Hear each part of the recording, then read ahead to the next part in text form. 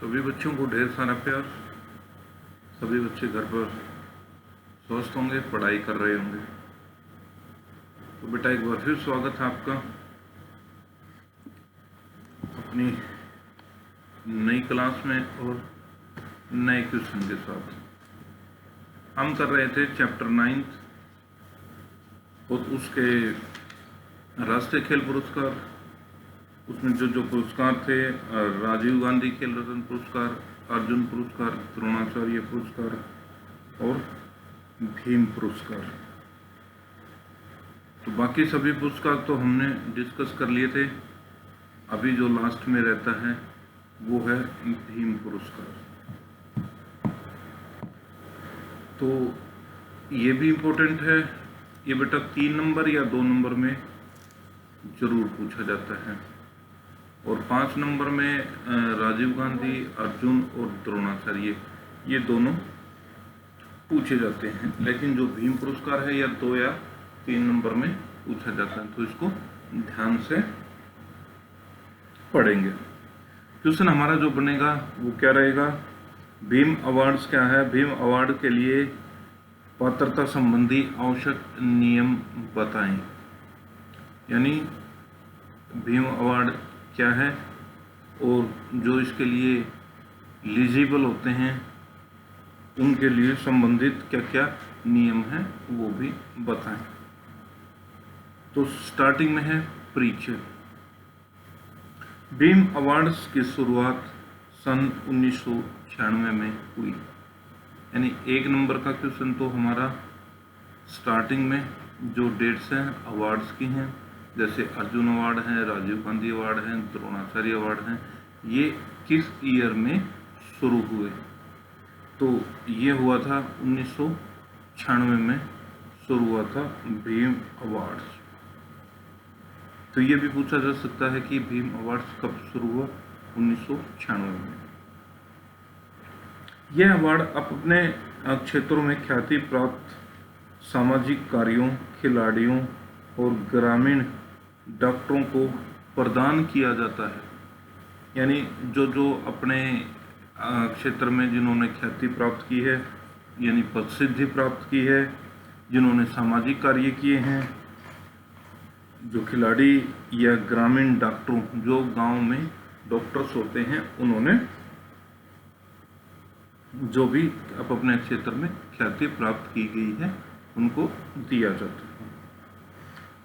यह इस अवार्ड में महाभारत के पात्र भीम की एक कांस्य की मूर्ति, यानी भीम को तो सभी जानते हैं, जिस प्रकार महाभारत का ही एक पात्र है, अर्जुन का बड़ा भाई ये भी भीम है, तो उसके नाम से ये अवार्ड दिया जाता है। तो भीम अवार्ड में उसकी भीम की एक कांस्य की प्रतिमा यानी कांस्य की उसको मूर्ति दी जाती है, एक सम्मान पत्र यानी एक सर्टिफिकेट और 5 लाख रुपए की राशि।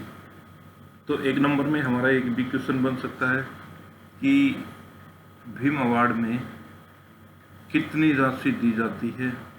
तो 5 लाख रुपए। अर्जुन अवार्ड, भीम अवार्ड और द्रोणाचार्य, इनमें सभी में 5-5 लाख रुपए की राशि दी जाती है। और जो राजीव गांधी है उसमें 7.5 लाख रुपए की राशि दी जाती है। इस बात का बेटा ध्यान रखेंगे आप लोग। एक रंगीन जैकेट और एक टाई भी दी जाती है।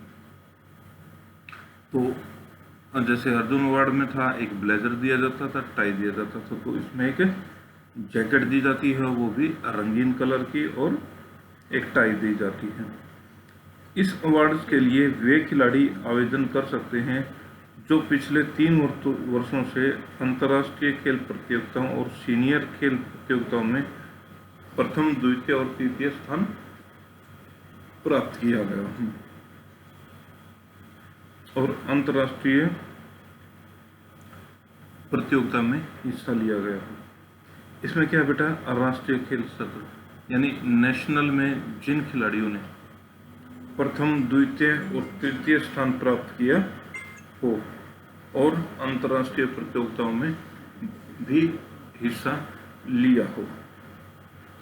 भीम अवार्ड्स के लिए पात्रता संबंधी आवश्यक नियम क्या क्या हैं, यानी अगर उसके लिए हमें अपना एलिजिबल है या अपना नाम देना है तो उसके लिए हम जो जो नियम हैं उनमें क्या क्या हैं वो आइए डिस्कस करते हैं। पहला है कि एक ही वर्ग के खिलाड़ी एक खेल में एक से ज़्यादा खिलाड़ी को पुरस्कृत नहीं किया जा सकता। सपोज कर लीजिए कि हमने कबड्डी से, वॉलीबॉल से या भी किसी भी एक खेल से केवल हम एक ही खिलाड़ी को पुरस्कृत कर सकते हैं, एक ही खिलाड़ी का नाम दे सकते हैं। परंतु यदि चयनित खिलाड़ी महिला हो तो एक वर्ग के लिए एक से अधिक अवार्ड भी दिए जा सकते हैं। यानी अगर महिला खिलाड़ी है तो उस स्थिति में एक से ज़्यादा हम मतलब एक से ज़्यादा यानी 2 को ये अवार्ड दे सकते हैं, केवल महिला खिलाड़ी की ही स्थिति में। पुरुष खिलाड़ी की स्थिति में ये संभव नहीं है। सेकंड पॉइंट है, यह अवार्ड केवल उन्हीं खिलाड़ियों को दिया जाएगा जिन्होंने हरियाणा राज्य की ओर से मान्यता प्राप्त राष्ट्रीय फेडरेशन या राष्ट्रीय खेलों में कम से कम एक बार भाग लिया गया। यानी बेटा ये उन खिलाड़ियों को दिया जाएगा जो अलग अलग फेडरेशन होती हैं, जो गेम्स समय समय पर करवाती रहती है, लेकिन उन फेडरेशन जो खिलाड़ी भाग लेते हैं, जिन फेडरेशनों जिनको हरियाणा सरकार द्वारा मान्यता प्राप्त की जाती है। और इससे रिलेटेड बेटा भी एक और क्वेश्चन है ध्यान में कि जो ये भीम पुरस्कार है ये हरियाणा सरकार द्वारा ही दिया जाता है। बाकी अर्जुन, द्रोणाचार्य और राजीव गांधी ये भारत सरकार द्वारा दिए जाते हैं। जो भीम पुरस्कार है वो हरियाणा सरकार द्वारा दिया जाता है।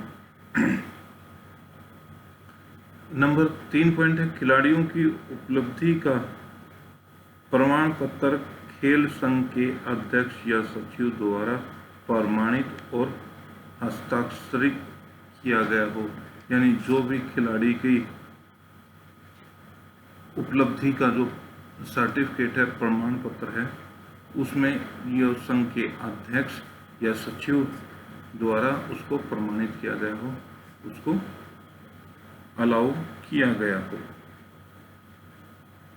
नंबर 4 पॉइंट है बेटा, वे खिलाड़ी जिनके विरुद्ध नशाखोरी, मादक पदार्थ आदि का प्रयोग करने के बाद जांच में उनको दोषी पाया गया हो, उनको दंडित किया गया हो, ऐसे खिलाड़ियों को भी ये खिलाड़ी पुरस्कार के लिए पात्र नहीं होंगे। यानी जो खिलाड़ी किसी भी तरह की चीटिंग के दौरान निलंबित किए गए होंगे, उन खिलाड़ियों को भी यह नहीं दिया जाएगा। नंबर 5 पॉइंट है, खेल पॉलिसी में दिए गए सभी खेलों में चैंपियनशिप में पिछले 4 वित्तीय वर्षों में सीनियर अंतर्राष्ट्रीय और सीनियर फेडरेशन कप, सीनियर राष्ट्रीय चैंपियन एवं राष्ट्रीय खेलों में खिलाड़ियों की उपलब्धियों का इस पुरस्कार के लिए मूल्यांकन किया जाएगा। यानी जो खेल पॉलिसी बनाई जाती हैं, जिसमें खेलों में पिछले लगभग जो 4 वर्षों से हैं, जिसमें सीनियर अंतर्राष्ट्रीय यानी सीनियर नेशनलशिप, सीनियर जो फेडरेशन के गेम्स होते हैं उनमें सीनियर स्टेट चैंपियनशिप, राष्ट्रीय चैंपियनशिप द्वारा जो खेलों में खिलाड़ियों ने उपलब्धियां प्राप्त की गई हैं, उन खिलाड़ियों के पुरस्कार के लिए उनका मूल्यांकन किया जाता है, उनका छंटनी की जाती है, उनको लिया जाता है। अगला पुरस्कार है और अगला पॉइंट है, जिन्हें यह अवार्ड एक बार मिल चुका है वे दोबारा पात्र नहीं होंगे। यानी एक बार अगर किसी खिलाड़ी को मिल गया तो वो अगले साल वो खिलाड़ी या आगे वो खिलाड़ी इस अवार्ड्स को नहीं ले सकता। नंबर 7 और आखिरी पॉइंट है बेटा, इस अवार्ड से संबंध में हरियाणा सरकार का निर्णय अंतिम होगा, इसके विरुद्ध कोई अपील नहीं हो सकती। यानी हरियाणा सरकार ही खिलाड़ी का नाम जो दिया गया हो अंतिम निर्णय हरियाणा सरकार का ही होगा और इसके विरुद्ध कोई भी किसी तरह की याचिका या सुनवाई नहीं हो सकती। तो ये था हमारा बेटा भीम अवार्ड्स जो हमने कर लिया है। तो ये जो हमारा 9 चैप्टर था इसके सभी अवार्ड्स हम कर चुके हैं। अब जो ऑब्जेक्टिव टाइप हैं एक एक नंबर के क्वेश्चन नेक्स्ट वीडियो में हम वो करेंगे। तो जिन बच्चों ने ये फेयर कॉपी पे नहीं किए हैं, बार बार मैं हर वीडियो में ये रिपीट करता हूँ, वो बेटा फेयर कॉपी में कर लें और याद कर लें। और संडे को 9 चैप्टर का आपका टेस्ट होगा, तो उसके लिए रेडी रहें। उसमें एक लॉन्ग क्वेश्चन दिया जाएगा और कुछ शॉर्ट क्वेश्चन दिए जाएंगे। तो तब तक अपने अच्छे से तैयारी कर लें और टेस्ट के लिए रेडी हो जाए। तो मिलते हैं अगली क्लास के लिए, तब तक कर रहें, स्वस्थ रहें।